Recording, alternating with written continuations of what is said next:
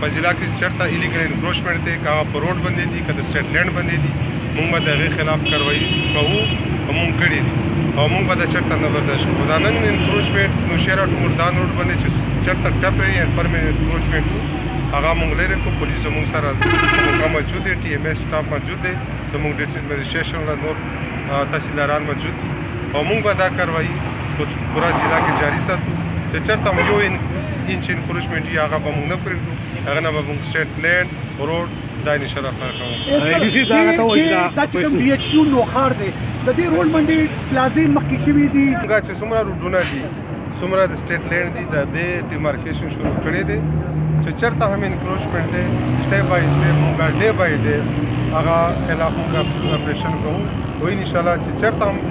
پلازا جوړه وي چېرته انکروچمنټ چا کړی وي بله تفریق بل امتیاز د خلاف موږ کاروایي کوو انشاءالله منټ بالکل اکټیویټیز دي او دا به موږ جاري ساتو او که چا هم دوباره د انکروچمنټ کوشش وکړو د خلاف ډېر سخت قانوني کاروایي